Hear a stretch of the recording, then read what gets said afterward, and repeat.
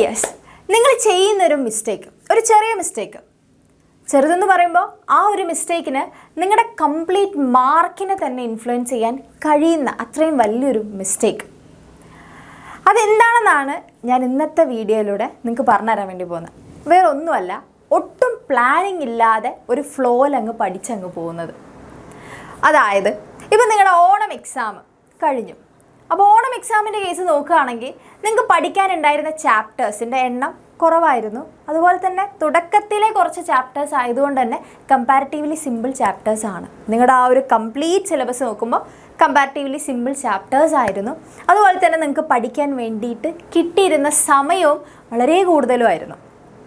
പക്ഷേ ഇനി ക്രിസ്മസ് എക്സാമിൻ്റെ കേസിലേക്ക് നിങ്ങൾ വരുമ്പോൾ നിങ്ങൾ അറിഞ്ഞിരിക്കേണ്ട ഒരു കാര്യമാണ്, ഞാൻ ഓൾറെഡി ഒരു കഴിഞ്ഞ വീഡിയോയിൽ പറഞ്ഞിട്ടുണ്ടായിരുന്നു, ഇനി നിങ്ങൾ പഠിക്കാൻ പോകുന്ന എല്ലാ ചാപ്റ്റേഴ്സും ഇമ്പോർട്ടൻ്റ് ആയിട്ടുള്ള വലിയ ചാപ്റ്റേഴ്സാണ്. പക്ഷേ അത് പഠിക്കാനായിട്ട് നിങ്ങൾക്ക് കിട്ടാൻ പോകുന്ന സമയം വളരെ കുറച്ചാണ്.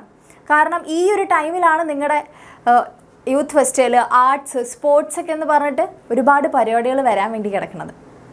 അപ്പോൾ ഇതൊക്കെ നടന്നാൽ, ഈ പരിപാടികളൊക്കെ നടന്നാലും നിങ്ങൾക്ക് ഈ ഒരു സമയത്തിനുള്ളിൽ നിങ്ങളുടെ ചാപ്റ്റർ തീർത്തിരിക്കണം, നിങ്ങളത് പഠിച്ചിരിക്കണം എന്നുള്ളതാണ്. അപ്പോൾ ഈ ഒരു കാര്യം അറിയാതെ, റിയലൈസ് ചെയ്യാതെ ആ ഒരു ഫ്ലോയിൽ നിങ്ങൾ ഓണം എക്സാമിന് എങ്ങനെയാണോ പഠിച്ചുകൊണ്ടിരുന്നത് അതേ ഒരു ഫ്ലോയിൽ പോയിക്കൊണ്ടിരിക്കുക എന്ന് പറയുന്നത്, അല്ലെങ്കിൽ ആ ഒരു ഫ്ലോയിൽ തന്നെ നിങ്ങൾ കണ്ടിന്യൂ ചെയ്ത് ക്രിസ്മസ് എക്സാമിലേക്കും പോവുക എന്ന് പറയുന്നത് വലിയൊരു മിസ്റ്റേക്കാണ്. കാരണം ഓണം എക്സാമിന് നിങ്ങൾ എന്ത് ഫേസ് ചെയ്തോ, നിങ്ങൾ എന്ത് എഴുതിയോ, ആ ഒരു കാര്യമല്ല നിങ്ങളെ ക്രിസ്മസ് എക്സാമിന് നിങ്ങളെ കാത്തിരിക്കുന്നത്. എൻറ്റയർലി ഡിഫറെൻ്റ് ആണ്. നിങ്ങൾ പഠിക്കുന്ന ചാപ്റ്റേഴ്സിൻ്റെ നേച്ചർ മാറുന്നുണ്ട്. കുറച്ചുകൂടി ഡീറ്റെയിൽ ആയിട്ടാണ് നിങ്ങൾ ഇനി പഠിക്കാൻ വേണ്ടി പോകുന്നത്. കോണ്ടൻറ്റ് ഒരുപാടുള്ള വലിയ ചാപ്റ്റേഴ്സാണ് നിങ്ങൾ പഠിക്കാൻ വേണ്ടി പോകുന്നത്. അപ്പോൾ നിങ്ങളൊരു സിമ്പിളായിട്ടുള്ള ചാപ്റ്റർ നിങ്ങൾ എങ്ങനെ പഠിച്ചോ ആ ഒരു ലെവലിലാവരുത് നിങ്ങൾ ഈ ഒരു ചാപ്റ്ററിലേക്ക് പോകുന്നത്, അല്ലെങ്കിൽ ഈ ഒരു ചാപ്റ്റേഴ്സിന് വേണ്ടി കൊടുക്കുന്നത്, അല്ലേ? അപ്പോൾ നിങ്ങളെക്കൊണ്ട് ചെയ്യാൻ പറ്റുന്ന, അല്ലെങ്കിൽ ഈ ഒരു മിസ്റ്റേക്കിനെ എങ്ങനെ ഒഴിവാക്കാം എന്ന് ചോദിച്ചു കഴിഞ്ഞാൽ, ഇനി പഠിക്കുമ്പോൾ ഇതാണ് എന്നെ വെയിറ്റ് ചെയ്തിരിക്കുന്നത് എന്ന് മനസ്സിലാക്കിയിട്ട് അതിനനുസരിച്ചിട്ടുള്ള പ്രിപ്പറേഷൻസ് തുടങ്ങുക എന്നുള്ളതാണ്. സാധാരണ നിങ്ങൾ റിവിഷൻ എന്ന് പറയുമ്പോൾ, അല്ലെങ്കിൽ നിങ്ങളൊരു ചാപ്റ്റർ പഠിക്കും, അതിനുശേഷം എക്സാമിനോട് അടുക്കുന്ന സമയത്താണ് നിങ്ങൾ കൂടുതൽ പ്രോബ്ലംസ് വർക്കൗട്ട് ചെയ്യുക. അല്ലെങ്കിൽ ജസ്റ്റ് അത് വായിച്ച് പഠിക്കുകയാണ് നിങ്ങൾ പലരും ചെയ്യുക. പ്രോബ്ലം പേപ്പറിൻ്റെ കേസല്ല, പ്രോബ്ലം പേപ്പറിൻ്റെ ആണെങ്കിലും ആ ജസ്റ്റ് 1-2 പ്രോബ്ലത്തിൽ നിങ്ങൾ നിർത്തുകയാണ് ചെയ്യുക. എന്നിട്ട് എക്സാമിനോട് അടുക്കുമ്പോഴാണ് നീട്ടി വലിച്ച് ഒരുപാട് പ്രോബ്ലംസ് ചെയ്ത് പഠിക്കുക, അല്ലേ? പക്ഷേ ഇനിയുള്ള ചാപ്റ്റേഴ്സ് പഠിക്കുമ്പോണ്ടല്ലോ നിങ്ങൾ എന്ത് ചെയ്യണമെന്ന് അറിയാം, പഠിക്കുന്നതിനൊപ്പം തന്നെ പ്രോബ്ലംസ് വർക്കൗട്ട് ചെയ്തുകൊണ്ടേയിരിക്കണം. എന്നാൽ മാത്രമേ നിങ്ങൾക്ക് എക്സാമിനോട് അടുക്കുന്ന സമയത്ത് ബുദ്ധിമുട്ടില്ലാതെ നിങ്ങൾ ഒന്നുകൂടെ റിവൈസ് ചെയ്യുമ്പോൾ നല്ല സ്ട്രോങ് ആയിട്ട് നിങ്ങളുടെ മെമ്മറിയിൽ കിടക്കുകയുള്ളൂ.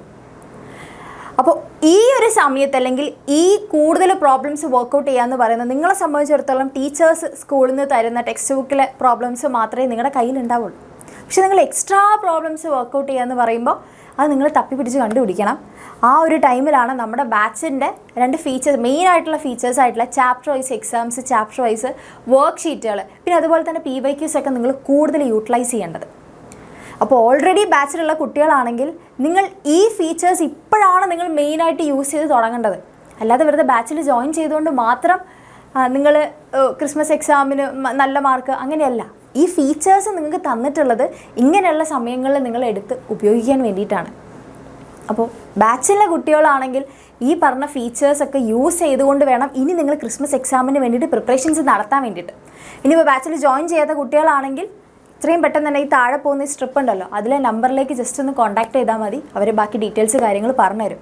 മക്കളെ, എന്നാൽ മാത്രമേ നിങ്ങൾ മുൻപ് എങ്ങനെയാണോ, അല്ലെങ്കിൽ നിങ്ങൾ ഓണം എക്സാമിന് എങ്ങനെ പ്രിപ്പയർ ചെയ്തോ അതേ രീതി അല്ലാതെ എക്സ്ട്രാ എഫേർട്ട്, അല്ലേ? എഫേർട്ട് ഇൻ ദ സെൻസ് നിങ്ങൾ കൂടുതൽ, നിങ്ങൾ ഇതുവരെ ചെയ്തതിൽ നിന്നും ഇരട്ടി ഡബിൾ ആക്കിയിട്ട് വേണം നിങ്ങൾ ഇനി എല്ലാം ചെയ്യാൻ വേണ്ടിയിട്ട്. സമയം വളരെ കുറച്ചേ കിട്ടാനും പോകുന്നുള്ളൂ. അപ്പോൾ ഈ ഒരു കാര്യം മൈൻഡിൽ വെച്ചിട്ട് വേണം ഇനി നിങ്ങൾ എല്ലാ കാര്യങ്ങളും മുന്നോട്ട് പോകാനായിട്ട്.